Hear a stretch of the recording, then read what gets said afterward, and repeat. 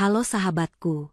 Selamat datang kembali di channel Jeritan Hati, tempat kita menyaksikan kisah-kisah penuh drama, pengkhianatan, dan pembalasan yang akan membuat jantung kalian berdebar.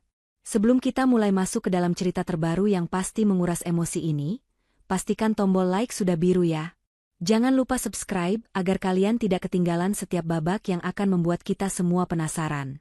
Sekarang, tuliskan nama kalian, asal kota, dan ketik hadir di kolom komentar. Mari kita mulai kisah yang berjudul, Orang Tuaku Pergi Berlibur ke Malaysia Sebelum Hari Pernikahanku. Rara berjalan gontai menuju dapur. Keheningan rumah terasa lebih tebal dari biasanya malam itu, seolah-olah udara dipenuhi oleh ketegangan yang tidak terucapkan. Hanya 3 hari lagi ia akan menjadi seorang istri, tetapi bukannya merasakan euforia kebahagiaan, Rara justru diselimuti rasa hampa yang perlahan mencekik. Di ruang tengah, 2 koper kulit mewah berukuran besar teronggok, siap menemani liburan singkat orang tuanya. Koper-koper itu tampak terlalu penuh dan terlalu mencolok untuk perjalanan yang katanya hanya sebentar. Liburan ke Malaysia itu direncanakan mendadak, hanya seminggu sebelum hari sakral pernikahannya dengan Arga. Bu Mayang, Ibu Rara, sedang mondar-mandir di antara kamar dan ruang tengah. Raut wajahnya menunjukkan perpaduan antara kesenangan yang disembunyikan dan kegelisahan yang mendalam. Setiap langkahnya menimbulkan bunyi gesekan gaun satinnya dengan lantai marmer. Rara memperhatikan gerak-gerik ibunya. Bu Mayang yang biasanya sangat cerewet dalam urusan rumah tangga, kini terlalu sibuk dengan isi koper, menyusun dan melipat benda-benda mahal seolah tidak ingin satu pun lecet. Ia sesekali tersenyum sendiri, senyum yang tidak pernah Rara lihat ditujukan padanya, senyum yang terasa lebih seperti rencana licik ketimbang kebahagiaan tulus. Di sudut ruangan, Pak Handoko, ayah Rara, duduk di kursi berlengan sambil pura-pura membaca koran. Namun, pandangan matanya yang sesekali melirik ke arah Rara terasa menusuk dan penuh penghakiman. Pak Handoko selalu menjadi penentu keputusan mutlak di keluarga itu, dan Rara tahu, sikap sinisnya terhadap Arga tidak pernah berubah. Bagi Pak Handoko dan Bu Mayang, Arga, calon menantu mereka, tidak pernah cukup. Status Arga sebagai manajer di sebuah perusahaan properti biasa, dengan gaji yang mereka anggap pas-pasan, adalah aib bagi ambisi sosialita Bu Mayang. Bu Mayang mendekati Pak Handoko, suaranya dipelankan, tetapi jarak antara mereka dan Rara yang berada di dapur tidak terlalu jauh, membuat Rara masih bisa menangkap beberapa kata kunci yang mengiris hati. Apa kau yakin kita harus melakukan ini sekarang, Handoko? Ini kan hari pernikahannya, bisik Bu Mayang, nadanya bukan ragu, melainkan memastikan bahwa rencana mereka sudah matang. Pak Handoko menurunkan korannya sedikit, menampilkan seulas senyum meremehkan. Tentu saja, Mayang. Justru sekarang adalah waktu yang tepat. Biar dia sadar, betapa tidak bergunanya pilihan suaminya itu. Dia perlu belajar bahwa uang adalah segalanya. Lagi pula, siapa yang peduli pada manajer biasa itu? Dia tidak akan bisa membiayai kita, jawab Pak Handoko dengan suara yang lebih seperti mendesis daripada bicara. Rara menutup mata sejenak, menahan napas. Kalimat-kalimat itu, meskipun bukan ditujukan langsung padanya, terasa seperti tamparan yang berulang-ulang. Ia sudah menduga, liburan mendadak ini hanyalah sebuah alasan, sebuah pelarian yang sengaja diciptakan untuk menghindari hari pernikahan Rara, atau lebih buruk lagi, untuk menunjukkan ketidaksetujuan mereka secara terang-terangan dan kejam. Bu Mayang kembali ke koper. Kini ia mengeluarkan sebuah bungkusan kecil yang terbuat dari kain belacu lusuh. Bungkusan itu berisi dokumen-dokumen penting, termasuk surat-surat berharga milik Rara yang dulu ia titipkan kepada orang tuanya. Rara melihat sekilas beberapa aset kecil miliknya yang dijual Bu Mayang, untuk biaya liburan mewah mendadak itu. Bu Mayang menyelipkan bungkusan itu ke dalam saku koper dengan gerakan cepat, seolah takut ada yang melihat. Melihat koper itu, Bu Mayang kembali mengeluh, kali ini sedikit lebih keras agar Rara mendengarnya. Aku tidak mengerti kenapa dia harus memilih pernikahan yang sederhana begini. Coba kalau dia memilih anak dari keluarga Wibowo, pasti kita akan berlibur di Eropa, bukan hanya di Malaysia, keluh Bu Mayang sambil memutar bola mata. Aku bahkan tidak ingin datang ke pesta murahan seperti itu. Gaunnya juga, harganya tidak seberapa. Memalukan, tambahnya. Rara memaksakan senyum tipis. Ia teringat bagaimana Bu Mayang memaksa Rara untuk mengambil pinjaman kecil atas nama Rara sendiri, konon untuk membantu persiapan, yang ternyata sebagian besar uangnya digunakan Bu Mayang untuk membeli tas baru yang dibawanya ke Malaysia. Mereka tidak pernah mengakui bahwa Rara adalah seorang pekerja keras yang berpenghasilan cukup tinggi. Mereka hanya melihat kekayaan dari status sosial dan jabatan yang dipegang oleh pihak laki-laki. Mereka terlalu dibutakan oleh gengsi. Tiba-tiba, Bu Mayang berbalik dan melihat Rara yang sedang berdiri di ambang pintu dapur. Wajahnya segera berubah menjadi manis palsu. "Oh, Rara. Kau belum tidur, Nak? Ibu dan ayah akan berangkat pagi-pagi sekali. Kau baik-baik saja, kan? Ibu harap kau mengerti. Kami butuh istirahat sebelum acara besar itu," ucap Bu Mayang. Suaranya dibuat selembut mungkin, tetapi tidak mencapai mata Bu Mayang. Rara hanya mengangguk pelan. "Aku mengerti, Bu. Nikmati liburan kalian," jawab Rara singkat, menghindari tatapan mata ibunya. Ia tahu, jika ia berlama-lama di sana, ia hanya akan mendengar lebih banyak sindiran tentang Arga dan pernikahannya. Ia kembali ke kamarnya, hatinya terasa sesak. Ia mencoba menghubungi Arga, tetapi Arga sedang sibuk menyelesaikan tugas kantor mendesak sebelum mengambil cuti panjang. Rara mengirim pesan singkat berisi kata-kata manis, mencoba mencari kekuatan di tengah badai emosi yang ia rasakan. Ia memeluk foto kecil dirinya dan Arga, mengambil napas dalam-dalam. Tekadnya semakin kuat. Pernikahan ini akan tetap berjalan, dengan atau tanpa restu tulus dari orang tuanya. Ia telah memilih Arga bukan karena uang, melainkan karena kebaikan hati dan dukungan tanpa syarat yang Arga berikan, sesuatu yang tidak pernah ia dapatkan dari orang tua kandungnya sendiri. Malam itu, Rara tidur dengan perasaan yang campur aduk.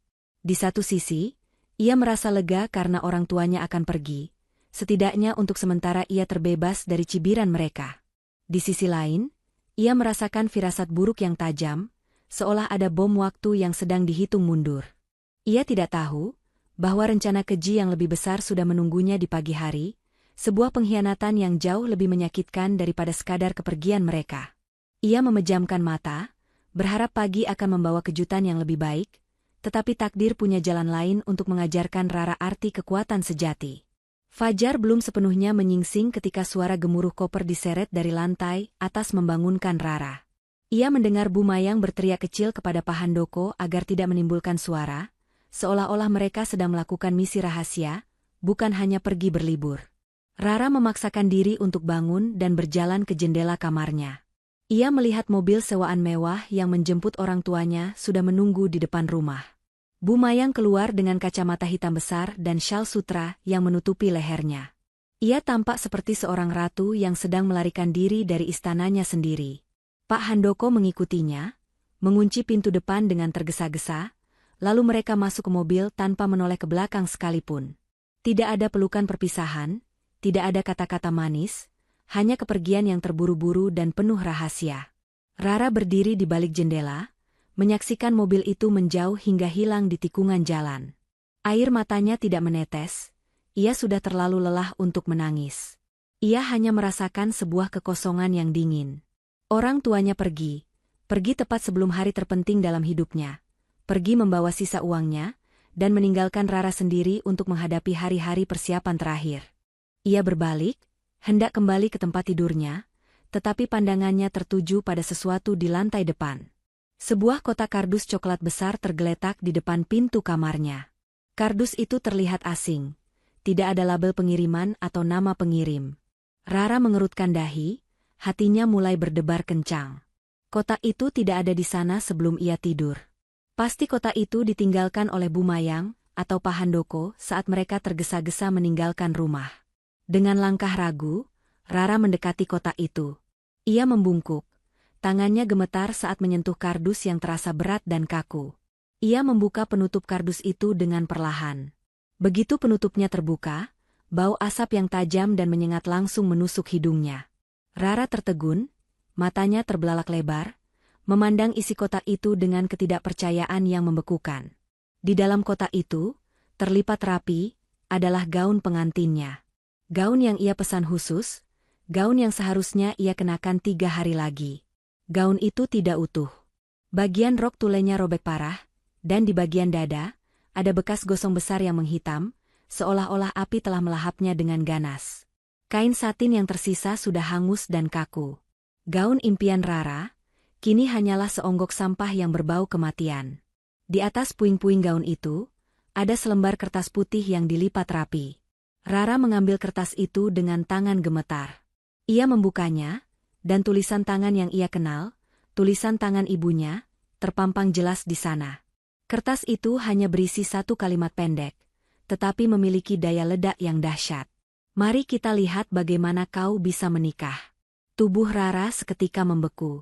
Rasa hampa yang ia rasakan sebelumnya kini berganti dengan kemarahan yang membara dan kesedihan yang tak terlukiskan. Ini bukan lagi sekadar sindiran atau ketidaksetujuan. Ini adalah sabotase keji, sebuah pengkhianatan final dari orang tuanya sendiri. Mereka tidak hanya meremehkannya, mereka secara aktif berusaha menghancurkan kebahagiaannya. Mereka ingin Rara panik, membatalkan pernikahan, dan kembali memohon-mohon kepada mereka. Rara menjatuhkan surat itu, dan air mata yang ia tahan selama bertahun-tahun akhirnya tumpah, bukan air mata kesedihan, melainkan air mata amarah yang mendalam. Ia mengepalkan tangannya kuat-kuat, kuku-kuku jarinya menusuk telapak tangannya sendiri. Inilah titik baliknya. Ia menyadari bahwa orang tuanya telah melewati batas toleransi yang paling tipis sekalipun. Setelah beberapa saat, Rara menghapus air matanya. Ia tidak boleh tumbang. Ia melihat ke koper-koper mewah yang dibawa Bu Mayang dan Pak Handoko, dan ia melihat ke gaunnya yang terbakar. Rara menarik napas dalam-dalam, mengambil keputusan. Ia akan meneruskan pernikahan ini. Ia akan menikah dengan Arga. Dan ia akan melakukannya dengan cara yang akan membuat orang tuanya menyesali setiap kata dan perbuatan keji yang telah mereka lakukan. Rara segera meraih ponselnya. Bukan untuk menghubungi Bu Mayang atau Pak Handoko, tetapi untuk menelepon satu-satunya orang yang ia yakini dapat menyelesaikan masalah ini dengan ketenangan dan kekuatan. Bu Farah, calon ibu mertuanya. Rara tahu, ini bukan hanya tentang gaun, ini tentang kehormatan dan harga diri, dan ia akan mendapatkan dukungan penuh dari keluarga barunya. Permainan baru saja dimulai, dan kali ini, Rara tidak akan bermain sendiri. Rara berdiri mematung di tengah kamar, aroma hangus dari gaun pengantin yang seharusnya membawa kebahagiaan justru menjadi bau kesadaran yang pahit. Tetesan air mata yang tadi sempat jatuh kini mengering, menyisakan jejak kemarahan dingin di pipinya. Ia tidak membuang kotak berisi puing gaun itu. Sebaliknya, Rara membawa kotak itu ke sudut, meletakkannya dengan hati-hati seolah ia menyimpan bukti kejahatan yang paling mengerikan.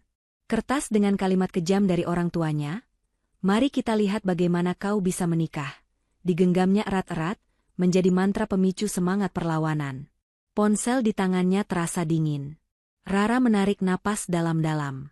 Menangis, panik, atau berteriak kepada Bu Mayang dan Pak Handoko di Malaysia, hanya akan memberikan kepuasan bagi mereka. Kali ini, Rara harus berpikir cepat, cerdas, dan yang paling penting, tenang.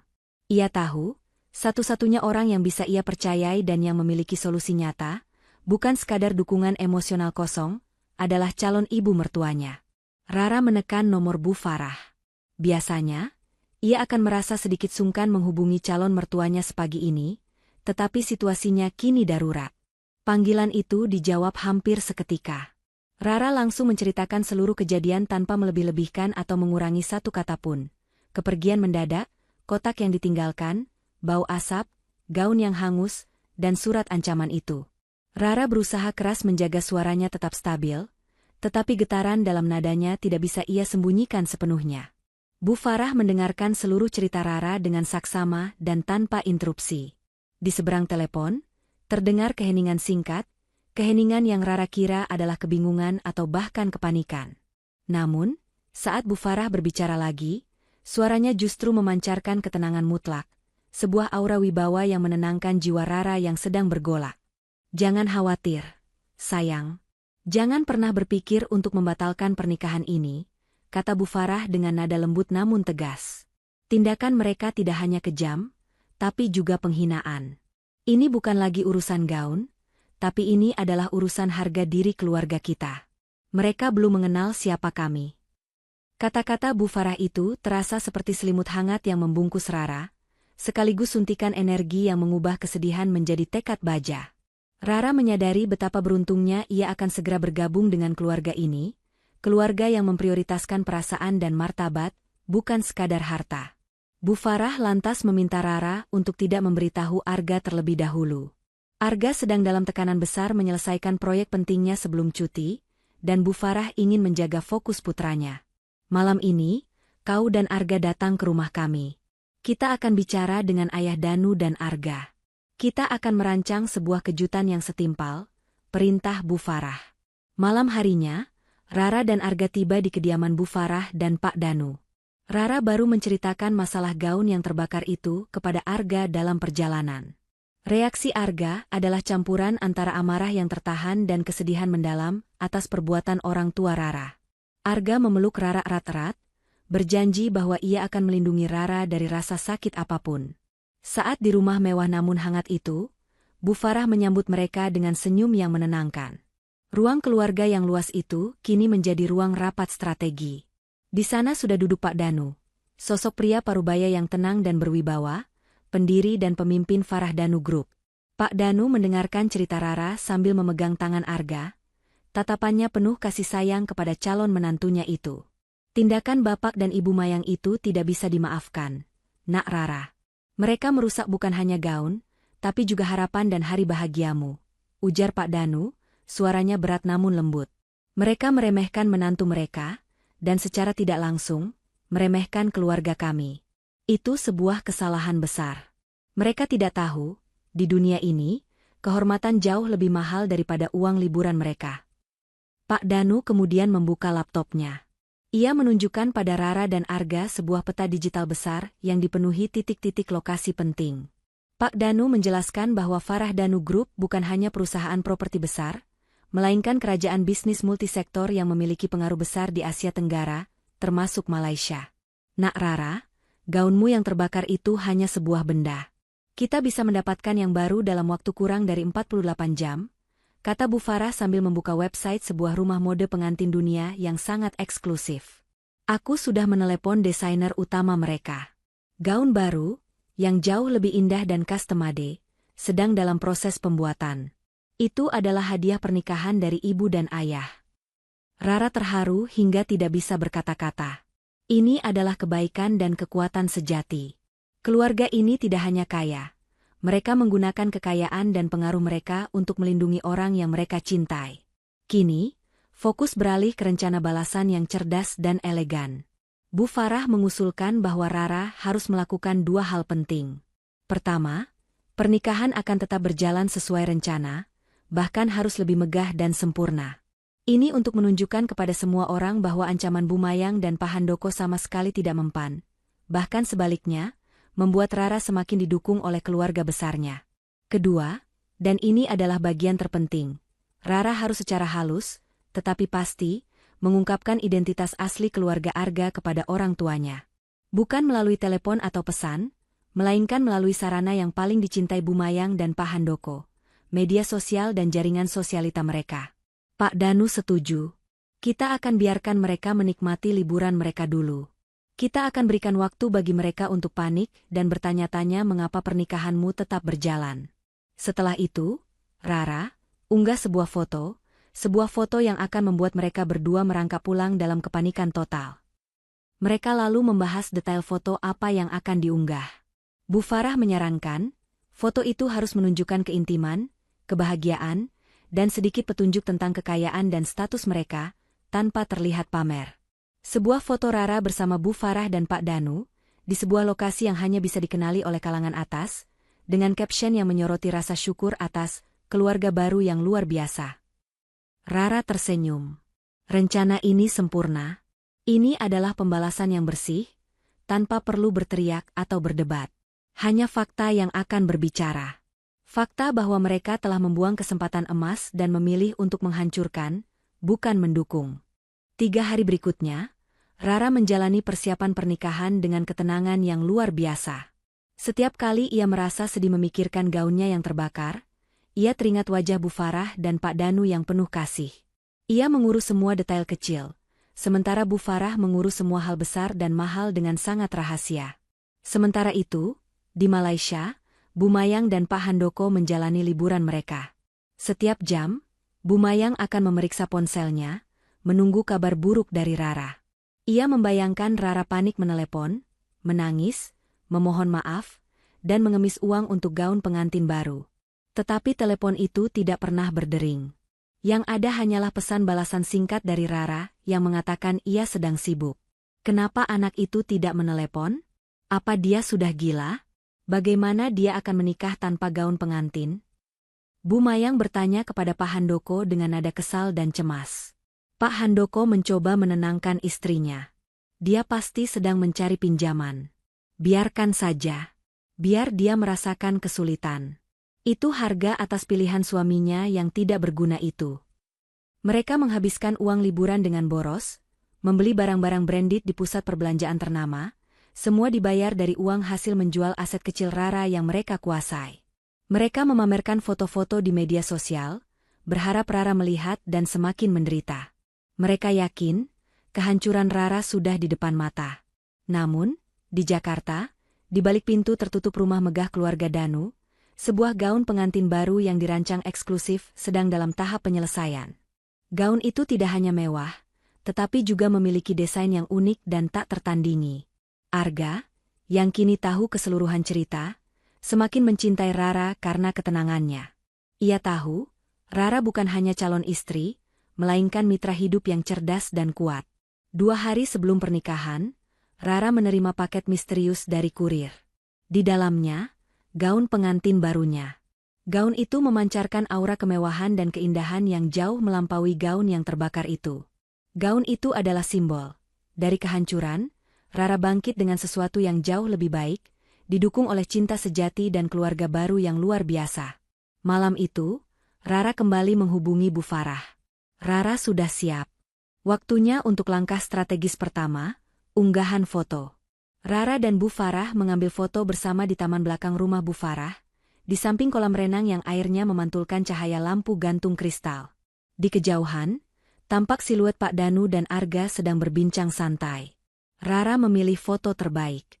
Di foto itu, ia berada di tengah, Bu Farah di sampingnya, mereka berdua tersenyum tulus dan hangat. Rara menatap caption yang ia siapkan, caption yang sederhana namun menyimpan daya ledak yang luar biasa. Ia mengunggahnya. Keputusan itu sudah dibuat. Rara kini hanya tinggal menunggu. Menunggu bom waktu yang ia ciptakan bersama calon mertuanya meledak, tepat di tengah pesta mewah yang sedang dinikmati Bu Mayang dan Pak Handoko di luar negeri. Ia menatap kotak gaun terbakar di sudut ruangan. Permainan sudah dimulai, dan Rara sudah memegang kartu truf tersembunyi. Rara memandang layar ponselnya. Unggahan foto dirinya bersama Bu Farah dan Pak Danu sudah terkirim, mengambang di lautan digital yang sangat dicintai oleh kalangan sosialita Jakarta. Foto itu bukanlah bidikan biasa. Latar belakangnya, meskipun sedikit kabur, menampakkan arsitektur megah dari kediaman keluarga Danu yang sangat eksklusif, lokasi yang dikenal hanya oleh segelintir orang. Yang paling penting, tatapan Bu Farah yang penuh kasih kepada Rara, seolah-olah Rara adalah putri kandungnya sendiri, mengirimkan pesan yang jauh lebih kuat daripada 1000 kata. Malam itu, setelah unggahan itu, Rara merasakan ketenangan yang belum pernah ia rasakan sebelumnya. Ia berada di kamar tamu mewah di kediaman Bu Farah dan Pak Danu. Arga menemani Rara, memastikan calon istrinya merasa nyaman dan aman. Arga tidak lagi terlihat khawatir. Kepanikan yang sempat ia rasakan saat mendengar cerita tentang gaun yang hangus kini berganti dengan kemantapan hati. Ia tahu, Rara tidak sendirian. Keluarga besarnya akan berdiri tegak di samping Rara. Rara mengenang kembali diskusi strategi yang ia lakukan bersama calon mertuanya beberapa jam sebelumnya. Bu Farah dan Pak Danu adalah pasangan yang tenang dan penuh perhitungan. Mereka tidak pernah meninggikan suara. Tetapi setiap keputusan mereka memiliki bobot ribuan ton. Mereka memutuskan bahwa langkah Rara selanjutnya haruslah sempurna, layaknya bidak catur yang diatur dengan presisi tinggi. Kita tidak akan melawan kemarahan dengan kemarahan, Nak Rara, kata Pak Danu saat itu, menyandarkan tubuhnya dengan santai di sofa. Kita akan melawan penghinaan mereka dengan kehormatan. Dan kita akan melawan keserakahan mereka dengan kenyataan. Kenyataannya, Arga adalah putra kami, dan kami akan melindungi apa yang menjadi milik kami. Pak Danu menjelaskan pada Rara tentang Farah Danu Group. Ia bukan hanya seorang pemimpin perusahaan. Ia adalah pemilik dari jaringan bisnis yang meliputi konstruksi, hotel mewah, dan bahkan beberapa bank investasi kecil. Kekayaan mereka jauh melampaui apa yang pernah dibayangkan Bu Mayang dan Pak Handoko dalam mimpi terliar mereka. Bu Mayang dan Pak Handoko hanya mengenal nama mereka sebagai orang kaya, tetapi tidak pernah menyadari kedalaman pengaruh dan kekuatan mereka. Justru sikap rendah hati Bu Farah dan Pak Danu, yang tidak suka pamer atau mengumbar kekayaan di media, yang membuat orang tua Rara meremehkan Arga dan keluarganya. Bu Farah kemudian membahas rencana detail pernikahan. Ia memerintahkan tim wedding organizer yang sudah ditunjuk Arga dan Rara untuk dirombak total. Semua persiapan yang tadinya sederhana, atas permintaan Bu Mayang, agar pesta Rara tidak lebih mewah dari pesta anak sosialita lain, kini ditingkatkan ke level megah dan eksklusif. Kita akan menyewa venue baru, Rara. Tempat yang paling bergengsi di Jakarta, yang bahkan Bu Mayang pun hanya bisa melihatnya dari luar. Ujar Bu Farah, matanya berkilat. Kita akan mengundang semua relasi penting keluarga kita, termasuk para pengusaha dan pejabat yang kenal baik dengan jaringan Bu Mayang dan Pak Handoko. Mereka harus melihat dengan mata kepala sendiri, betapa salahnya mereka meremehkan menantu kami. Salah satu bagian terpenting dari strategi ini adalah kerahasiaan total mengenai gaun pengantin. Bu Farah meminta Rara untuk tetap tenang jika ada panggilan masuk dari teman-teman sosialita ibunya yang penasaran. Rara hanya perlu menjawab bahwa pernikahan akan tetap berjalan, tanpa memberikan detail apapun. Biarkan keraguan dan desas-desus menggerogoti Bu Mayang dan Pak Handoko dari jarak jauh. Malam itu, Bu Farah juga menunjukkan kepada Rara dokumen-dokumen yang akan ditandatangani Arga setelah pernikahan.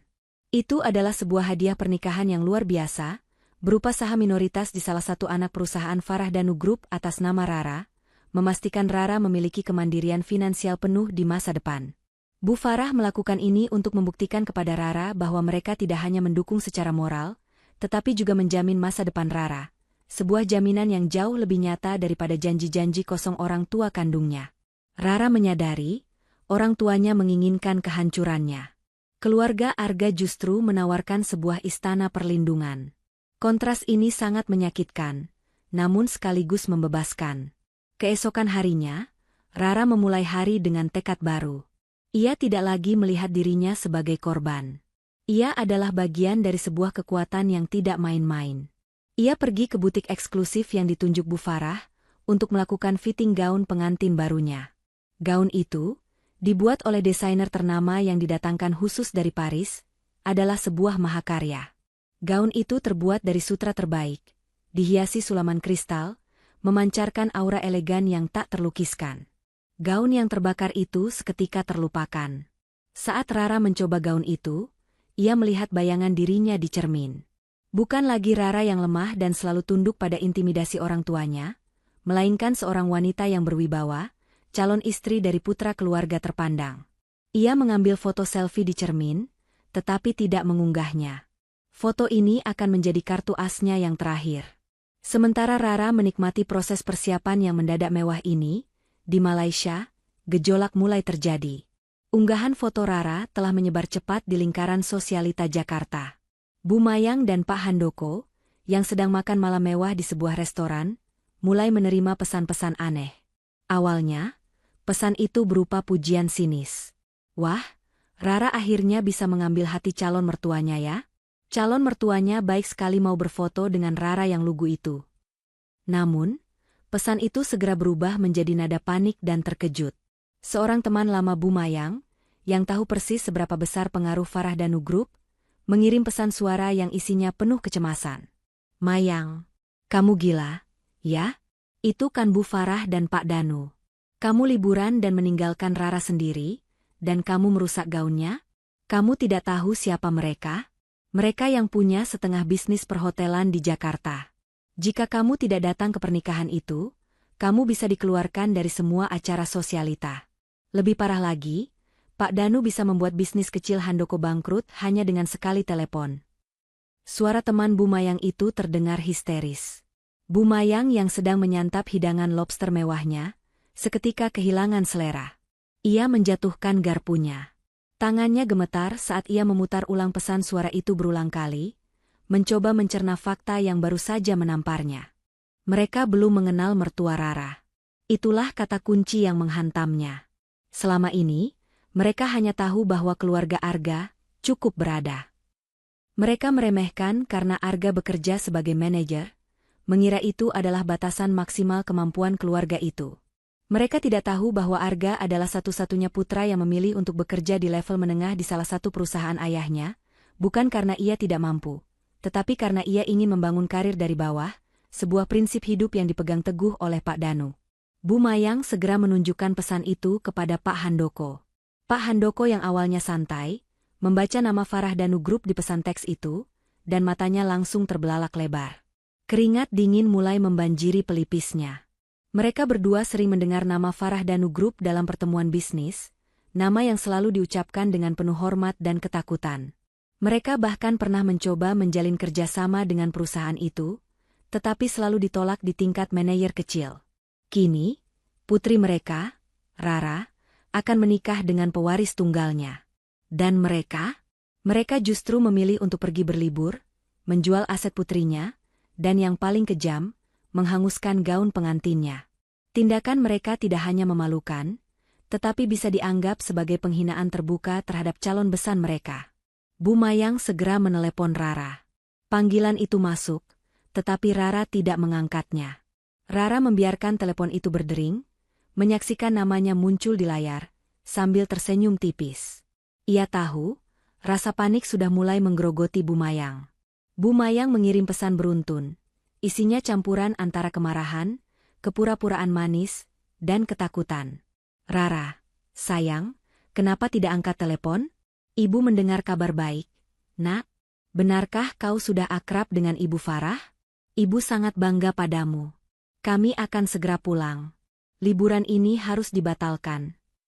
Kenapa kamu tidak bilang tentang keluarga Arga? Ini kan kejutan besar. Ibu dan ayah harus berada di sana untuk mendukungmu.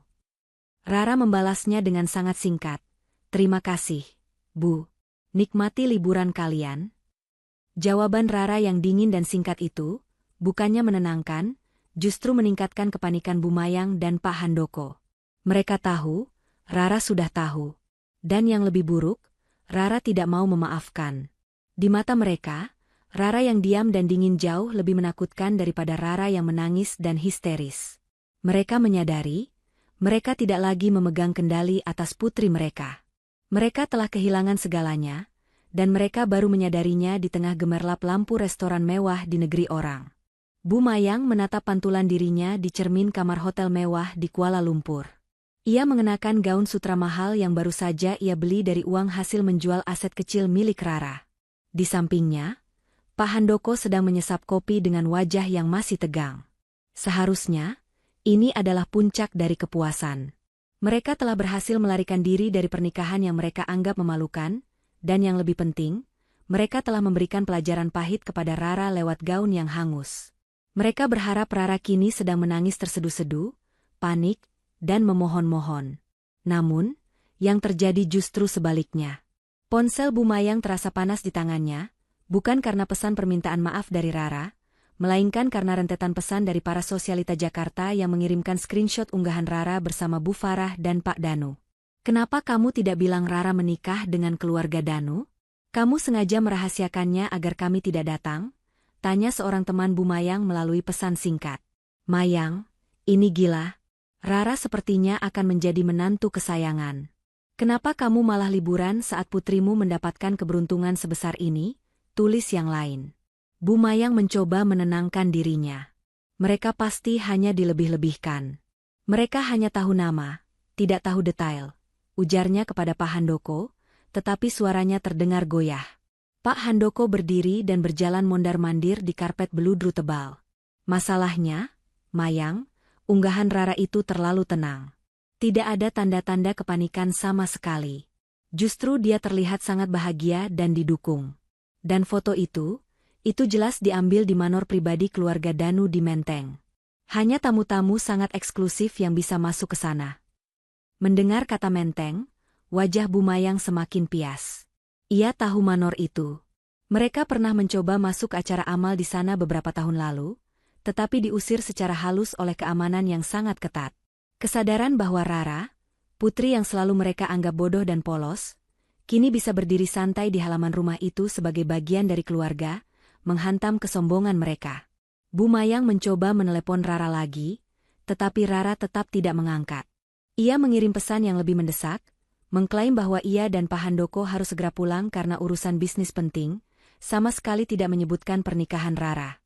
Ia mencoba mempertahankan kepura-puraan bahwa liburan mereka jauh lebih penting. Rara hanya membalas dengan, "Semoga urusan kalian lancar, Bu. Arga dan saya sudah mengurus sisanya."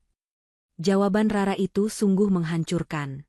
Kata, "Sisanya? Itu terasa seperti pisau." Sisa dari apa? Sisa dari kerusakan yang mereka ciptakan?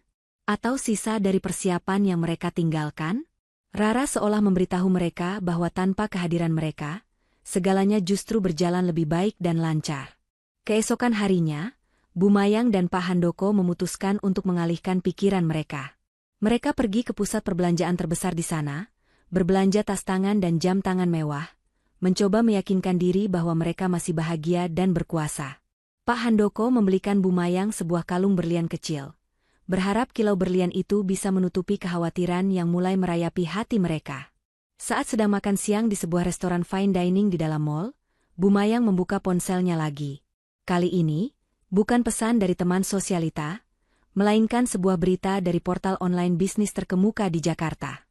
Judul berita itu berbunyi, "Mengejutkan. Proyek kolaborasi multimiliar antara Farah Danu Group dan investor Singapura terungkap, melibatkan pembangunan resort mewah di pulau eksotis." Di bawah berita itu, ada foto Pak Danu dan Arga sedang berjabat tangan dengan seorang pengusaha asing terkemuka. Pak Handoko melihat foto itu dan tubuhnya langsung menegang. Arga, dia kan cuma manajer. Mayang? Kenapa dia bisa ada di foto itu? Di samping ayahnya, Pak Danu, sebagai bagian dari negosiasi bisnis sebesar ini. Pak Handoko bertanya, suaranya tercekat. Bu Mayang menatap foto itu dengan mata terbelalak lebar. Ia ingat Arga pernah berkata bahwa ia ingin meniti karir dari bawah. Mereka menganggap itu sebagai bukti kebodohan atau kemiskinan, bukan sebagai prinsip kerja keras dan kejujuran. Mereka tidak tahu bahwa Arga sebenarnya adalah eksekutif vice president yang menyamar sebagai manajer biasa untuk menguji loyalitas dan kemampuan stafnya. Mereka meremehkan seorang calon menantu yang sebenarnya memiliki otak bisnis yang tajam dan didukung penuh oleh jaringan bisnis ayahnya. Mereka menyadari kekejian mereka terhadap Rara. Mereka menghanguskan gaun pengantin Rara, sementara Rara sedang bersiap untuk masuk ke dalam lingkaran kekuasaan yang mereka impikan seumur hidup. Mereka telah membuang tiket emas menuju kehormatan dan status sosial tertinggi. Rasa menyesal itu mulai berubah menjadi kepanikan yang mendalam. Bu Mayang buru-buru memanggil pelayan dan meminta tagihan. Nafsu makannya sudah hilang, digantikan oleh rasa mual dan dingin. Mereka harus pulang. Mereka harus memperbaiki ini. Saat dalam perjalanan kembali ke hotel, Bu Mayang mendapat telepon dari seorang bankir. Orang yang sebelumnya selalu bersikap manis dan tunduk pada Bu Mayang, karena Bu Mayang memiliki beberapa simpanan di bank tersebut. "Bu Mayang, maaf saya harus menanyakan ini. Apa Anda baik-baik saja dengan keluarga Danu? Kami mendengar kabar yang kurang mengenakan," tanya bankir itu, nadanya kini terdengar cemas dan formal, tidak lagi akrab. Bu Mayang gugup. "Kami baik-baik saja. Ada apa?" "Kami sedang liburan," jawabnya pura-pura tenang. "Kami baru saja menerima memo internal dari kantor pusat kami. Salah satu bank investasi utama kami memiliki kerjasama erat dengan Farah Danu Group. Dan ada desas-desus tentang bank sentral yang sedang meninjau ulang aset-aset beberapa mitra bisnis yang dianggap kurang etis. Saya harap ini tidak ada hubungannya dengan bisnis Bapak Handoko," ujar bankir itu dengan nada penuh peringatan. Mendengar kata, kurang etis, Pak Handoko yang berada di samping Bu Mayang, langsung pucat pasi. Ia tahu betul beberapa transaksi bisnis kecilnya di masa lalu yang agak abu-abu. Jika Farah Danu Group benar-benar marah, mereka memiliki kekuatan untuk menggerakkan mesin-mesin birokrasi dan hukum yang dapat menghancurkan bisnis kecil Pak Handoko dalam sekejap. Mereka tiba di hotel dengan hati yang hancur, meskipun lingkungan mereka mewah. Kemewahan itu terasa ironis, dibeli dengan uang hasil pengkhianatan, yang kini seolah menjadi jebakan. Mereka buru-buru memesan tiket pesawat paling awal kembali ke Jakarta. Namun, karena ada liburan panjang, tiket penerbangan langsung sudah habis. Mereka terpaksa menunggu 24 jam untuk penerbangan berikutnya. Waktu tunggu 24 jam itu terasa seperti siksaan tak berujung. Bu Mayang menatap koper mewah mereka yang berisi barang-barang branded hasil belanja. Koper itu terasa berat, bukan lagi berisi harta, melainkan beban penyesalan. Mereka sudah menghabiskan hampir semua uang hasil menjual aset Rara. Pak Handoko mengambil telepon dan menelepon seorang kenalan yang bekerja di kantor pusat Farah Danu Group, mencoba meminta informasi atau bantuan. Pak, saya mau tanya, Arga putranya Pak Danu, apakah dia benar-benar akan menikah dengan putri saya? Rara, tanya Pak Handoko dengan suara memelas. Pria di seberang telepon itu terdiam sejenak. Bapak Handoko? Tentu saja. Pernikahan itu akan diadakan besok. Ini adalah acara besar, Bapak. Kami dengar acaranya akan sangat tertutup dan mewah. Kami semua terkejut Bapak dan Ibu tidak hadir. Apalagi setelah semua yang lupakan saja. Saya harus kembali bekerja, jawab pria itu. Suaranya dipenuhi nada menghina yang tidak disembunyikan. Telepon itu ditutup. Pak Handoko menjatuhkan ponselnya ke sofa. Besok. Pernikahan itu besok.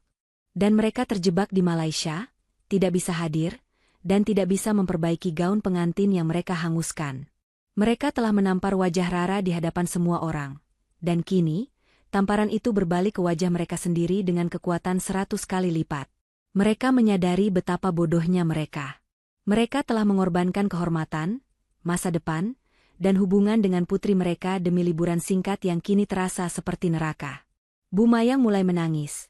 Bukan tangisan kesedihan untuk Rara, tetapi tangisan frustrasi dan ketakutan atas hilangnya kesempatan dan ancaman kehancuran sosial yang menghadang. Ia menatap Pak Handoko dengan tatapan menuduh, seolah-olah semua ini adalah salah Pak Handoko. Pak Handoko membalas tatapan itu dengan wajah yang sama hancurnya. Di dalam hati, mereka berdua tahu, karma telah datang, dan itu datang dalam bentuk keluarga mertua Rara yang berwibawa dan tak terduga. Waktu berdetak lambat bagi Bu Mayang dan Pak Handoko di kamar hotel mewah itu. Setiap detik terasa seperti godaan yang menyiksa. Mereka sudah membeli tiket pulang yang paling cepat, tetapi pesawat baru akan lepas landas malam nanti. Itu berarti, mereka akan melewatkan pernikahan putri kandung mereka, pernikahan yang seharusnya menjadi gerbang emas menuju status sosial yang mereka idamkan. Mereka terjebak, menjadi tawanan dari keserakahan dan kekejian mereka sendiri.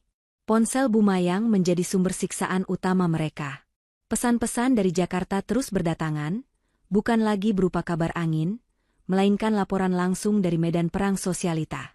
Pernikahan Rara dan Arga sudah menjadi topik hangat. Para tamu mulai berdatangan ke Grand Ballroom The Capitol, venue yang hanya digunakan untuk acara-acara kenegaraan atau pesta konglomerat sejati. Bu Mayang tahu, biaya sewa venue itu saja sudah jauh melebihi seluruh aset yang pernah dimiliki Pak Handoko. Mayang, kamu di mana? Karangan bunga dari keluarga Danu itu tingginya 3 meter. Seluruh ballroom dihiasi dengan mawar impor. Dan lihat, tamu-tamu penting semua hadir. Sebuah pesan video singkat dikirim oleh seorang kenalan lama Bu Mayang. Dalam video itu, terdengar bisikan kekaguman dan suara Bu Mayang dan Pak Handoko diumpat sebagai orang tua yang bodoh karena melewatkan kesempatan seumur hidup ini. Pak Handoko meremas tinjunya. Mereka pasti sengaja memilih tanggal ini.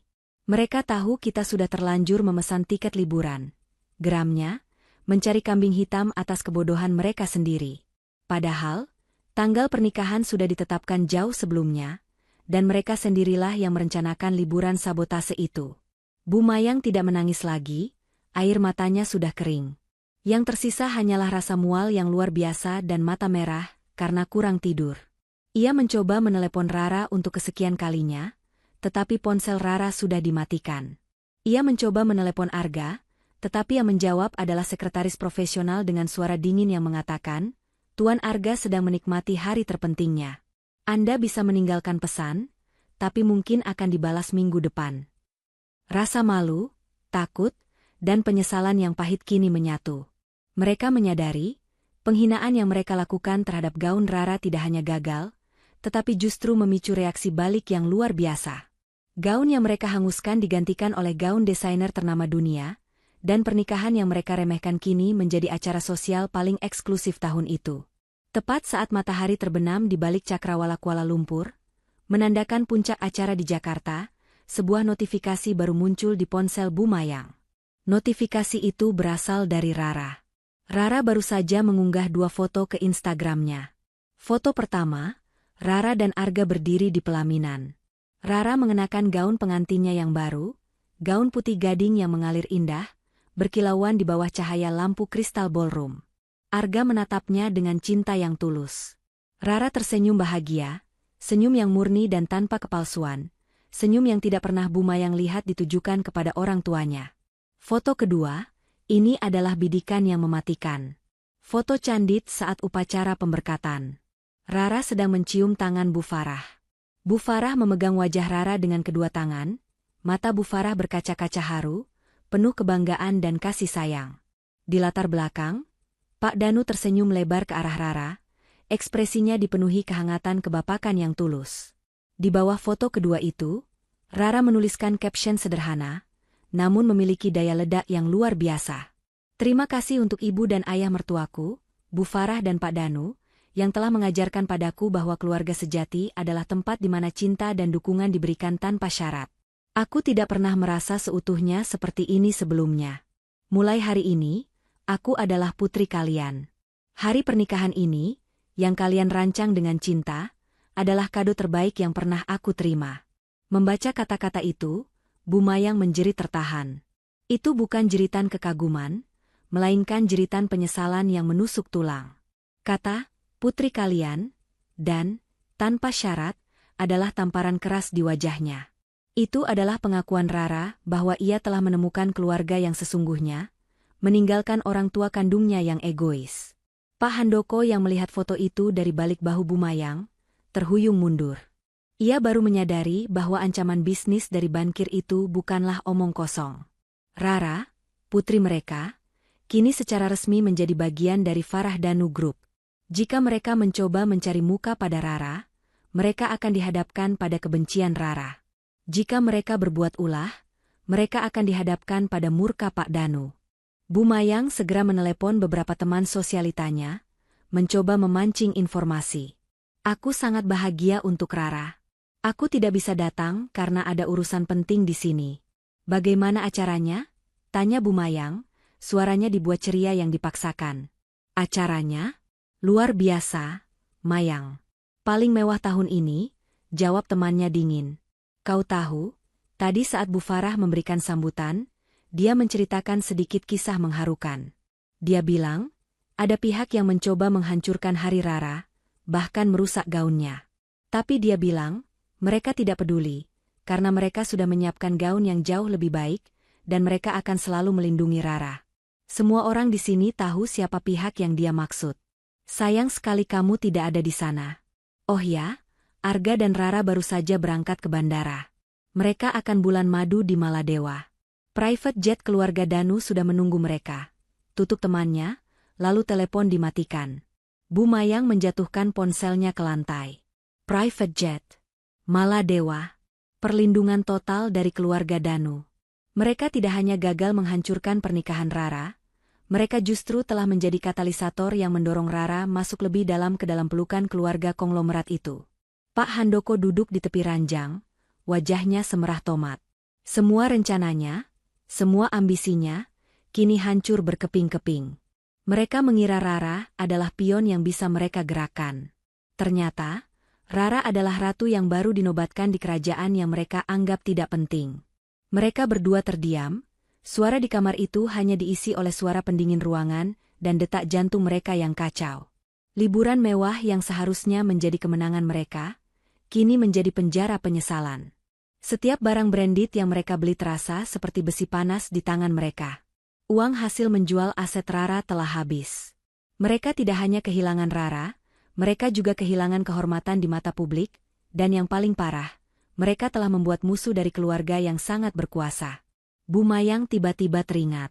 Ia teringat akan sebuah janji yang pernah ia buat, janji akan memberikan uang kepada seorang kerabat di Jakarta untuk mengurus sebuah dokumen penting yang seharusnya diserahkan ke Pak Danu. Dokumen itu adalah dokumen properti yang sangat vital, dan Bu Mayang menundanya karena ia terlalu sibuk berlibur. Jika dokumen itu terlambat diserahkan, dampaknya bisa sangat besar bagi proyek Pak Danu. Handoko. Dokumen properti itu. Aku lupa menyuruh si Budi untuk mengurusnya. Itu kan harusnya diserahkan ke Farah Danu Group hari ini, teriak Bu Mayang panik. Pak Handoko langsung tersentak. Dokumen itu sangat krusial, dan keterlambatan atau kesalahan sekecil apapun bisa menimbulkan kerugian besar bagi proyek yang sedang ditangani Pak Danu. Jika Pak Danu mengetahui bahwa orang tua calon menantunya secara tidak sengaja, atau sengaja, mencoba menghambat proyeknya, mereka akan benar-benar tamat. Kepanikan mereka kini mencapai puncaknya. Bukan lagi tentang status sosial, tetapi tentang kelangsungan hidup bisnis Pak Handoko. Mereka mulai mengemasi barang-barang mereka dengan tergesa-gesa, melemparkan gaun dan jas ke dalam koper tanpa peduli kusut. Mereka harus pulang sekarang juga, entah bagaimana caranya. Mereka berlari keluar dari kamar hotel, meminta manajer untuk mencari cara agar mereka bisa mendapatkan penerbangan lebih awal, bahkan menawarkan uang berlipat ganda. Manajer hotel menatap mereka dengan heran. Sepasang tamu kaya raya yang baru saja menghabiskan ribuan dolar kini terlihat seperti sepasang buronan yang sedang dikejar hutang. Bu Mayang dan Pak Handoko kini hanya memiliki satu tujuan, kembali. Bukan untuk memberi restu, melainkan untuk memohon ampunan, mencoba menjilat, dan berharap Rara, yang kini sudah menjadi putri keluarga Danu, masih memiliki sedikit sisa hati untuk orang tua yang telah mengkhianatinya. Penerbangan dari Kuala Lumpur ke Jakarta terasa seperti perjalanan menuju ruang interogasi bagi Bu Mayang dan Pak Handoko. Mereka berhasil mendapatkan tiket penerbangan cepat dengan harga selangit, harus merogoh sisa-sisa uang tunai yang mereka miliki. Selama berjam-jam di udara, suasana di antara mereka sangat dingin. Mereka tidak saling bicara, hanya saling melempar tatapan penuh tuduhan dan penyesalan. Setiap goncangan pesawat terasa seperti guncangan nasib buruk yang kini menimpa mereka. Bu Mayang terus-menerus memegang ponselnya, meskipun tidak ada sinyal. Ia membaca ulang pesan terakhir dari kenalannya yang menceritakan betapa megahnya pernikahan Rara, dan betapa hangatnya Bu Farah menyambut Rara sebagai putrinya. Foto Rara dalam gaun desainer ternama, yang jelas jauh lebih indah daripada gaun yang mereka hanguskan, terus berkelebat di pikiran Bu Mayang. Gaun itu adalah simbol. Pengkhianatan mereka hanya menghasilkan kemewahan yang lebih besar bagi Rara, dan kehancuran total bagi mereka sendiri. Pak Handoko sibuk memikirkan ancaman bankir tentang peninjauan aset.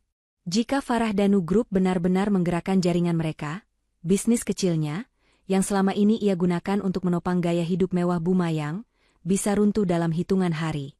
Mereka tidak hanya kehilangan status sosial, tetapi juga stabilitas finansial. Mereka telah mempertaruhkan segalanya untuk menunjukkan dominasi yang ternyata palsu, dan mereka kalah telak.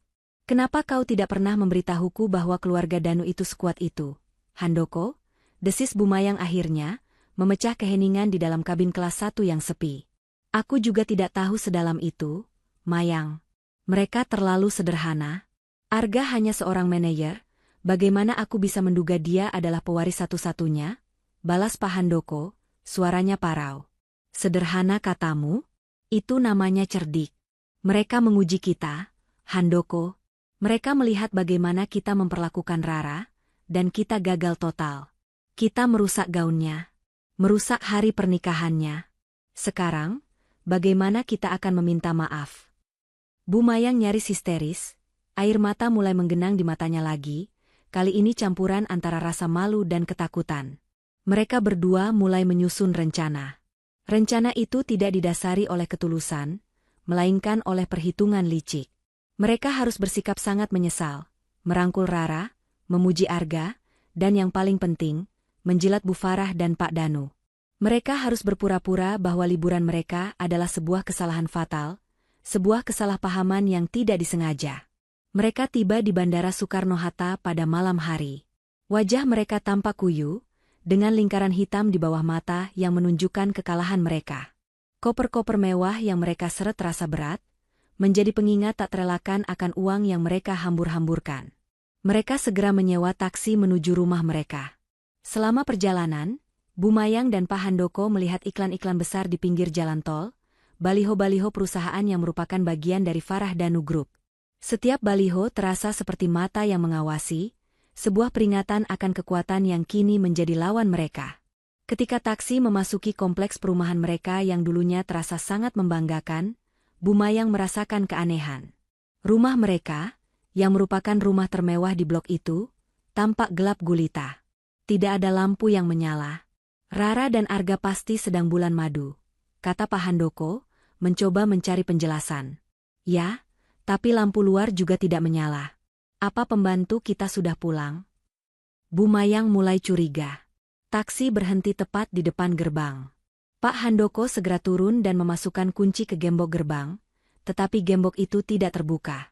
Gerbang itu terkunci, tetapi bukan dengan gembok milik mereka. Kenapa ini? Gemboknya berbeda, kata Pak Handoko dengan nada tinggi. Bu Mayang mendekat. Gembok itu memang baru dan besar, dipasang dengan rantai tebal melilit pagar. Di gerbang itu, terpasang sebuah kertas putih besar. Pak Handoko merobeknya dengan tangan gemetar. Kertas itu adalah surat penyitaan. Surat itu menyatakan bahwa properti tersebut, termasuk mobil mewah di garasi, telah disita oleh bank karena adanya penundaan pembayaran yang disengaja dan indikasi penyalahgunaan aset. Surat itu juga mencantumkan nama bankir yang sempat menelepon Bu Mayang di Malaysia. Kaki Bu Mayang seketika lemas. Tidak mungkin. Kita baru telat beberapa hari. Bisnis Handoko tidak pernah telat bayar. Ini bukan telat, Mayang. Ini adalah sabotase, teriak Pak Handoko, wajahnya memerah karena amarah dan rasa malu yang luar biasa. Ia tahu ini adalah serangan balik yang terencana, serangan yang dipicu oleh kemarahan Pak Danu. Pak Danu tidak hanya menunggu, ia menyerang lebih dulu, sebelum Bu Mayang dan Pak Handoko sempat kembali. Mereka berdiri di luar gerbang, di malam yang dingin, di depan rumah mereka sendiri yang kini disegel. Mereka mencoba menelepon tetangga, tetapi tidak ada yang menjawab. Mereka menyadari, kabar tentang keburukan mereka pasti sudah menyebar. Mereka telah menjadi aib di mata komunitas. Bu Mayang buru-buru meraih koper-koper mewah mereka. Kita harus ke rumah Rara. Kita harus memohon ampun. Hanya Rara yang bisa bicara dengan mertuanya. Mereka memanggil taksi lagi, meminta diantar ke alamat rumah Rara. Namun, Rara dan Arga sudah pindah ke kediaman baru yang merupakan hadiah pernikahan dari Pak Danu. Rara hanya meninggalkan satu alamat yang bisa dihubungi, kantor hukum Sentosa. Mereka tiba di kantor hukum mewah itu pada tengah malam. Satpam di sana tidak mengizinkan mereka masuk, tetapi Bu Mayang bersikeras. Setelah drama panjang, seorang pria berpakaian rapi, seorang pengacara dari firma hukum tersebut, turun menemui mereka. Maaf, Bapak dan Ibu. Kami mendapat instruksi tegas dari klien kami, Nona Rara. Dia tidak ingin bertemu dengan Anda saat ini, kata pengacara itu dengan nada profesional dan dingin. Kami orang tuanya. Kami ingin bicara dengan putri kami. Katakan padanya kami menyesal. Rengek Bu Mayang, mencoba meraih tangan pengacara itu. Pengacara itu menarik tangannya dengan sopan. Nona Rara sedang berbulan madu. Dia hanya meninggalkan pesan untuk Anda. Pesan itu berisi dua hal. Pak Handoko mendekat, menahan napas. Apa pesannya? Pertama, Nona Rara menyuruh Anda menikmati hadiah yang ditinggalkannya di rumah. Hadiah itu adalah konsekuensi atas tindakan yang Anda berdua lakukan. Dan kedua, pengacara itu menjeda, menatap mereka dengan tajam. Nona Rara berpesan, mari kita lihat bagaimana kalian bisa hidup. Kalimat itu, yang merupakan balasan sempurna atas ancaman mereka di surat gaun pengantin yang hangus, menghantam Bu Mayang dan Pak Handoko seperti gelombang pasang. Mereka tidak bisa lagi berdalih atau berpura-pura. Mereka telah kalah total. Pengacara itu memberikan sebuah dokumen tipis kepada Pak Handoko. Ini adalah pemberitahuan resmi dari Farah Danu Group. Semua aset yang merupakan hak milik Nona Rara telah ditarik kembali. Termasuk saham minoritas di perusahaan Bapak yang dulu dibeli Nona Rara, untuk membantu Bapak secara diam-diam. Dan untuk urusan penyitaan rumah, itu sepenuhnya urusan bank, dan kami sarankan Bapak mencari pengacara. Pak Handoko menjatuhkan dokumen itu. Ia terduduk di trotoar, di bawah lampu jalan yang redup, di depan kantor hukum mewah. Koper mewah mereka tergeletak di sampingnya. Mereka yang datang sebagai orang kaya dari Malaysia, kini hanya sepasang suami istri yang baru saja diusir dari rumah mereka sendiri. Bu Mayang menatap Pak Handoko, matanya kini dipenuhi air mata keputusasaan yang tulus. Bukan lagi air mata karena kehilangan status, tetapi karena rasa takut akan kemiskinan dan ketidakpastian. Mereka tidak punya tempat untuk pergi. Malam telah larut, dan Bu Mayang serta Pak Handoko terpaksa mencari tempat berlindung. Setelah diusir dari kantor hukum yang menjadi satu-satunya penghubung ke Rara, mereka menyewa kamar termurah di sebuah hotel kecil, jauh dari kemewahan yang biasa mereka nikmati. Di dalam kamar sempit dengan kasur yang berbau apek, koper-koper mewah mereka teronggok, kontras dengan keadaan mereka yang kini sebatang kara. Rasa malu dan harga diri mereka telah runtuh. Kini, yang tersisa hanyalah naluri untuk bertahan hidup. Mereka harus segera menyelesaikan masalah penyitaan rumah dan memulihkan bisnis Pak Handoko. Dan satu-satunya cara untuk itu adalah dengan berbicara kepada Rara atau Pak Danu. Keesokan paginya, Pak Handoko mencoba menghubungi bankir yang mengurus penyitaan rumah mereka. Bankir itu, yang tadinya bersikap ramah, kini bersikap dingin dan kaku. "Maaf, Bapak Handoko. Keputusan sudah final. Ada indikasi penyalahgunaan dana dan pelanggaran perjanjian. Kami tidak bisa membatalkan proses ini," kata bankir itu melalui telepon. Pak Handoko mencoba memohon, "Tolong, beri kami waktu. Kami akan melunasi semuanya. Kami baru saja pulang dari luar negeri, ada kesalahpahaman." "Kesalahpahaman, Bapak? Bukankah Anda sendiri yang menandatangani dokumen pinjaman itu? Dan masalah aset yang digunakan sebagai jaminan, dokumennya sudah lengkap. Kami mendapat dukungan penuh dari konsultan hukum kami, yang kebetulan juga menangani litigasi untuk Farah Danu Group," ujar bankir itu. Mendengar nama Farah Danu Group disebut lagi, Pak Handoko menyadari bahwa blokade itu nyata dan meluas. Pak Danu tidak hanya membalas, ia menutup semua jalan keluar bagi mereka. Bu Mayang, dengan sisa-sisa koneksinya, mencoba menghubungi teman-teman sosialitanya, memohon untuk diizinkan tinggal sementara atau setidaknya mendapatkan pinjaman uang.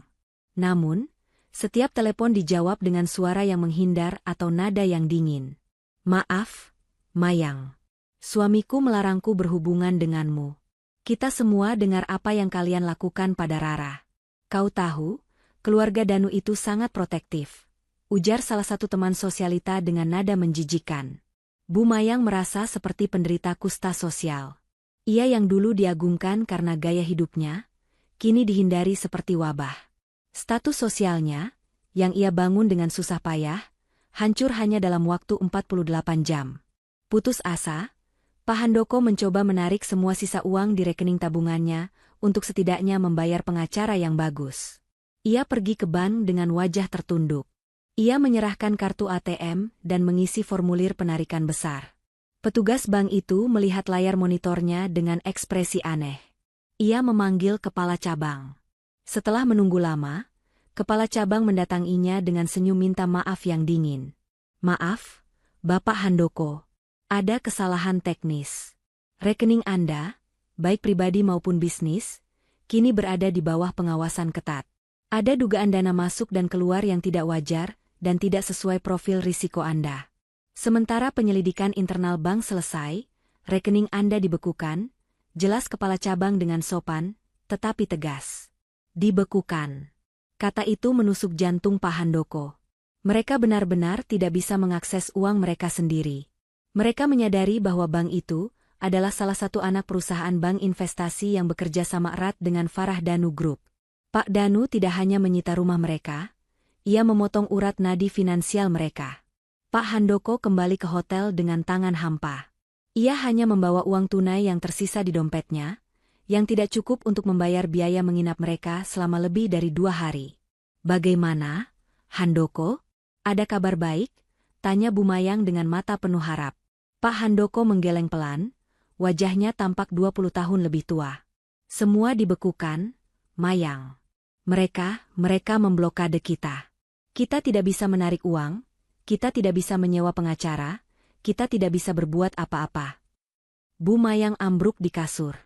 Ia menatap koper-koper berisi tas dan sepatu baru mereka, barang-barang yang dibeli dengan uang hasil pengkhianatan kepada Rara. "Kita bahkan tidak punya cukup uang untuk makan besok," bisik Bu Mayang, menyadari betapa jauhnya mereka jatuh. Bu Mayang kemudian teringat pada barang-barang di koper itu. Ia berpikir, mereka bisa menjualnya. Setidaknya untuk bertahan hidup. Ia mengeluarkan tas kulit terbaru yang ia beli di Malaysia. Tas itu masih berlabel harga. Mereka mencoba menjual beberapa barang branded itu ke toko barang bekas mewah di Jakarta.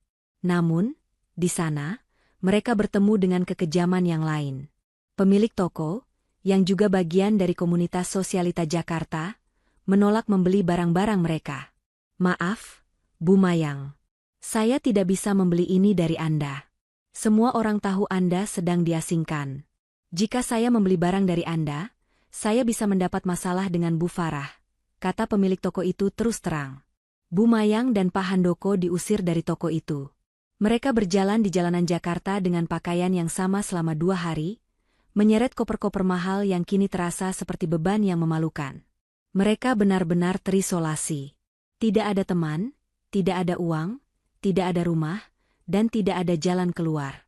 Mereka akhirnya memutuskan untuk mencoba langkah terakhir yang paling memalukan, menemui Rara secara langsung di kantor baru Arga, dengan harapan Rara sudah kembali dari bulan madu. Mereka tahu, kantor Arga berada di gedung perkantoran milik Farah Danu Group. Dengan sisa uang yang mereka miliki, mereka menumpang angkutan umum ke gedung pencakar langit megah itu. Mereka yang dulu hanya mau naik mobil mewah, kini harus berdesak-desakan dengan keringat dan bau asap. Ketika mereka tiba di lobi gedung yang mewah dan berkilauan, mereka disambut oleh keamanan yang ketat. Mereka mencoba menyebut nama Arga, menantu mereka. "Maaf, Bapak dan Ibu. Tuan Arga sedang cuti panjang.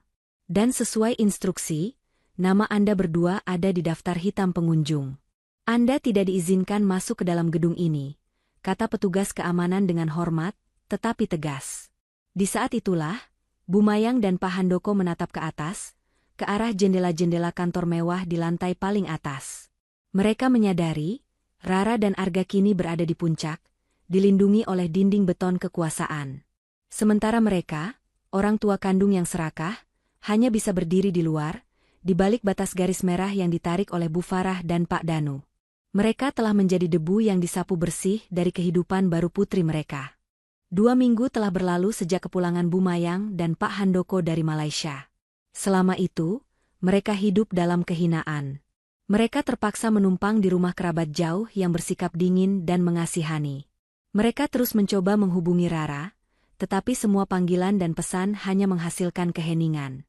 Kekuatan blokade yang dipasang Bu Farah dan Pak Danu sangat sempurna. Sementara itu, Rara dan Arga kembali dari bulan madu di Maladewa.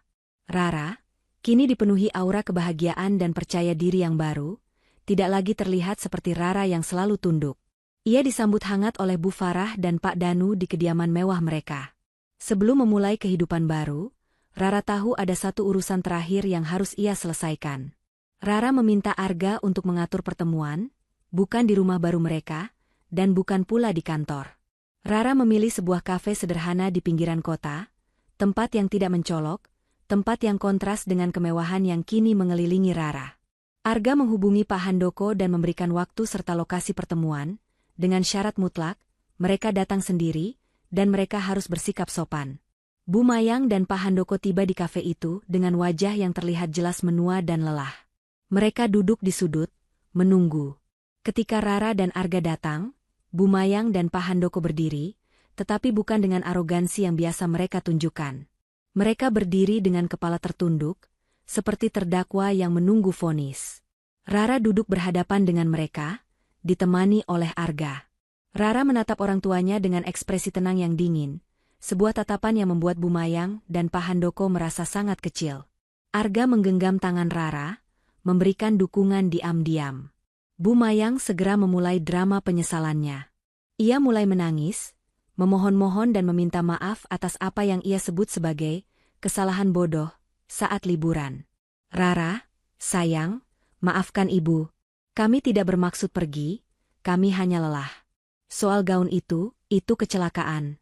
Ibu bersumpah. Tolong, nak, bicaralah pada Bu Farah dan Pak Danu.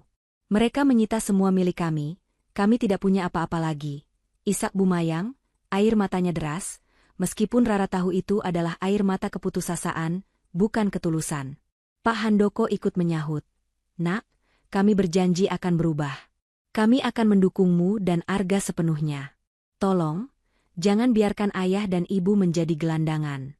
Bisnis ayah akan hancur jika Pak Danu tidak menarik semua larangan itu." Rara membiarkan mereka berbicara dan merengek hingga lelah. Setelah keheningan panjang, Rara akhirnya berbicara, suaranya pelan namun menusuk.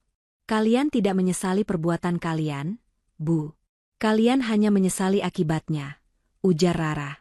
Kalian menghanguskan gaunku, menjual asetku, dan pergi ke Malaysia. Kalian meninggalkan surat ancaman, mari kita lihat bagaimana kau bisa menikah. Rara mengeluarkan kunci rumah yang hangus itu. Kunci itu adalah milik rumah yang kini sudah disita. Kalian datang ke sini bukan karena cinta, tetapi karena kalian butuh uang kami, butuh kekuasaan mertuaku. Arga kemudian berbicara. Ia menjelaskan bahwa semua yang terjadi, penyitaan rumah dan pembekuan rekening, adalah murni konsekuensi hukum atas pelanggaran dan utang yang dilakukan Pak Handoko, yang kebetulan dipercepat oleh fakta bahwa Pak Danu memiliki pengaruh dalam sistem perbankan tersebut. Ayah dan ibu saya tidak menyerang. Mereka melindungi, kata Arga tegas. Ayah saya melindungi Rara, dan ibu saya melindungi masa depan kami dari pengaruh buruk yang tidak tulus. Kalian yang menghancurkan diri kalian sendiri. Bu Mayang dan Pak Handoko terdiam. Mereka menyadari, di hadapan pasangan muda ini, dan di hadapan kekuatan keluarga Danu, semua kebohongan mereka terlihat transparan. Mereka telah dikalahkan, bukan dengan teriakan, melainkan dengan ketenangan dan kebenaran yang kejam. Di kafe sederhana itu, keheningan terasa mencekik setelah Arga selesai berbicara. Bu Mayang dan Pak Handoko hanya bisa menunduk, tidak berani menatap mata Rara. Kebohongan yang mereka pertahankan selama bertahun-tahun, bahwa mereka adalah orang tua yang baik dan berhak mendapatkan kekayaan Rara, kini hancur total. Mereka menyadari bahwa Rara tidak hanya mengetahui kebohongan tentang gaun pengantin, tetapi juga tentang skema finansial Pak Handoko dan utang tersembunyi yang membuat rumah mereka disita. Rara meletakkan tangannya di atas meja. Ia tidak lagi marah, hanya merasa lelah dan kasihan. Ia telah melewati fase amarah. Kini, ia hanya ingin menutup bab ini sepenuhnya. Kalian selalu bilang aku tidak bisa menikah tanpa restu dan uang kalian, ujar Rara, suaranya pelan tetapi mengandung wibawa yang kini ia dapatkan dari perlindungan keluarga Danu. Kalian bilang Arga tidak pantas karena dia hanya manajer. Kalian tidak tahu, Arga adalah vice president yang memilih untuk meniti karir dari bawah di perusahaan ayahnya sendiri, menguji loyalitas orang-orang sepertimu, ayah.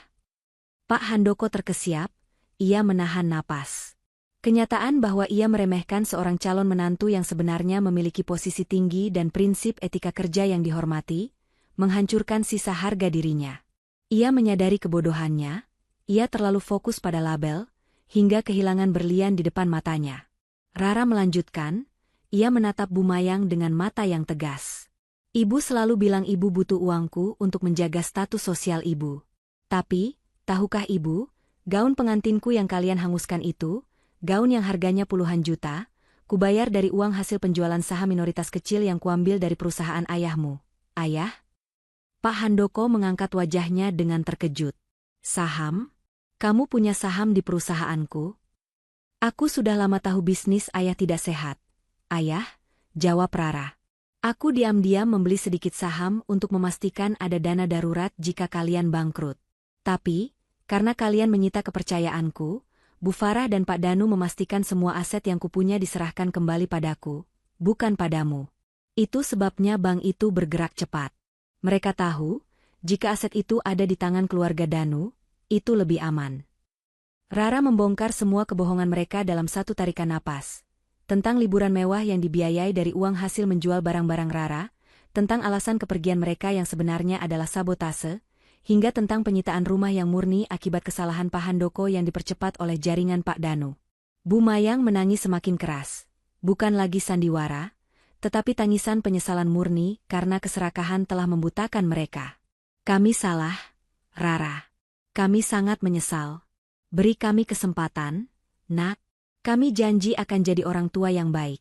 Pinta Bu Mayang, mencoba meraih tangan Rara. Rara menarik tangannya dengan lembut tetapi tegas. Arga langsung meraih tangan Rara dan menggenggamnya erat. Kalian tidak bisa memilih kapan kalian ingin menjadi orang tua. Aku sudah membuat keputusan, kata Rara, nadanya kini final dan tak terbantahkan. Aku sudah memiliki keluarga yang memberiku dukungan tanpa syarat, yang melindungiku, dan yang menghargaiku. Aku tidak bisa membiarkan racun keserakahan kalian merusak kehidupan baruku dan Arga. Rara kemudian mengeluarkan 2 buah amplop putih. Ia meletakkannya di atas meja, tepat di depan orang tuanya. Ini bukan uang. Jelas Rara sebelum mereka sempat menyentuh amplop itu. Amplop pertama berisi kontak seorang pengacara yang baik. Dia akan membantumu mengurus masalah penyitaan dan pembekuan rekening kalian. Tapi, kalian harus membayarnya sendiri dan menjalani proses hukumnya. Kami tidak akan ikut campur. Amplop kedua, Rara menatap mereka dalam-dalam. Berisi kunci. Kunci untuk sebuah rumah kontrakan sederhana di pinggiran kota. Itu cukup untuk kalian tinggali selama 1 tahun, dari hasil menjual sisa-sisa barang branded kalian yang tidak bisa dijual ke toko barang bekas. Itu adalah uang terakhir yang akan kalian terima dariku. Rara berdiri. Arga berdiri di sampingnya. Mereka berdiri tegak dan berwibawa, kontras dengan 2 orang tua yang kini tampak menyedihkan dan terpuruk. Aku akan selalu mendoakan kalian, Bu, Yah, ujar Rara. Tapi, kita harus berhenti di sini. Aku harus melindungi keluarga baruku, dan yang paling penting, aku harus melindungi diriku sendiri dari kalian. Kalian harus belajar hidup tanpa menghancurkan orang lain. Inilah hadiah terakhirku untuk kalian, kesempatan untuk memulai dari nol, tanpa kebohongan. Tanpa menunggu jawaban atau rengekan lebih lanjut, Rara dan Arga berbalik dan berjalan pergi. Bu Mayang dan Pak Handoko hanya bisa menatap punggung putri mereka yang kini telah menjadi wanita berkelas dan berkuasa, melangkah menjauh bersama menantu yang pernah mereka remehkan. Amplop putih itu terasa sangat berat di meja. Mereka akhirnya menyadari bahwa semua yang mereka inginkan, kekayaan dan status, telah mereka buang, dan kini mereka ditinggalkan dengan konsekuensi total dari keserakahan mereka. Rara dan Arga meninggalkan kafe itu, meninggalkan Bu Mayang dan Pak Handoko di sudut ruangan bersama 2 amplop putih dan koper-koper mewah mereka yang ironis. Rara merasakan beban berat yang selama ini ia pikul perlahan terangkat dari bahunya. Keputusan untuk memutus ikatan toksik itu terasa membebaskan. Ia tidak memilih kemarahan atau dendam, melainkan ketenangan dan perlindungan diri. Kembali ke kediaman mereka, Rara disambut oleh Bu Farah dan Pak Danu. Rara menceritakan seluruh proses pertemuan itu. Bu Farah memeluk Rara erat-erat. "Kau sudah melakukannya dengan baik, putriku," ujar Bu Farah, matanya berkaca-kaca bangga. "Kau telah membuktikan bahwa kehormatanmu lebih penting dari ikatan darah yang beracun." Pak Danu mengangguk setuju. "Sekarang, Nak Rara, lupakan masa lalu. Hidupmu yang baru sudah dimulai." Rara kini benar-benar memulai babak baru. Ia bukan hanya istri Arga, tetapi juga anggota terhormat dari keluarga Danu. Berkat dorongan dan perlindungan Bu Farah, Rara mulai terlibat aktif dalam proyek-proyek amal yang dijalankan oleh Farah Danu Group. Ia menggunakan kecerdasan dan keterampilannya untuk kebaikan, jauh dari permainan gengsi dan keserakahan. Setahun berlalu. Rara dan Arga mengadakan perayaan kecil untuk ulang tahun pernikahan mereka. Rara mengunggah foto dirinya di samping Arga, tersenyum bahagia. Di bawah foto itu, ia menulis, 1 tahun penuh cinta, dukungan, dan ketenangan tanpa syarat. Di sudut kota, di sebuah rumah kontrakan sederhana, Bu Mayang dan Pak Handoko menjalani kehidupan yang keras. Mereka terpaksa menjual semua barang branded mereka dengan harga murah. Pak Handoko harus bekerja serabutan untuk menghidupi dirinya. Status sosial mereka hilang, dan teman-teman lama mereka menjauhi mereka. Mereka sesekali melihat unggahan Rara di media sosial, dan setiap unggahan itu menusuk hati mereka dengan penyesalan. Mereka melihat kemewahan dan kebahagiaan yang seharusnya bisa mereka nikmati, tetapi mereka buang. Mereka menyadari bahwa Rara tidak pernah memblokir mereka sepenuhnya di media sosial. Rara sengaja membiarkan mereka melihat kebahagiaannya, bukan sebagai siksaan, tetapi sebagai pelajaran. Bahwa kebahagiaan sejati tidak didapat dari harta yang dirampas, melainkan dari cinta dan dukungan yang tulus. Suatu sore, Bu Mayang menemukan sebuah kotak di gudang kontrakan mereka. Itu adalah sisa-sisa gaun pengantin Rara yang hangus, yang sempat mereka bawa pulang secara tidak sengaja. Mereka menatap kain yang hangus itu, dan untuk pertama kalinya, mereka merasakan penyesalan yang tulus, bukan karena kehilangan uang, tetapi karena telah menyakiti putri mereka sendiri. Namun, Rara tidak pernah lagi menoleh ke belakang. Ia telah menutup pintu masa lalu. Ia telah mendapatkan kemenangan sejati, bukan dengan membuat orang tuanya bangkrut, melainkan dengan mendapatkan keluarga yang sesungguhnya. Rara kini menjalani hari-harinya dengan ketenangan, dicintai, dan dihormati. Ia menggunakan kunci rumah kontrakan yang terbengkalai itu sebagai pengingat abadi akan kekuatan yang ia temukan saat ia memilih untuk membebaskan diri dari toksisitas. Ia dan Arga hidup bahagia, membuktikan bahwa cinta sejati dan dukungan tulus akan selalu menang melawan keserakahan dan pengkhianatan. Cinta dan dukungan tulus adalah kekayaan sejati. Keserakahan akan selalu buta, dan pada akhirnya, akan menghancurkan diri sendiri.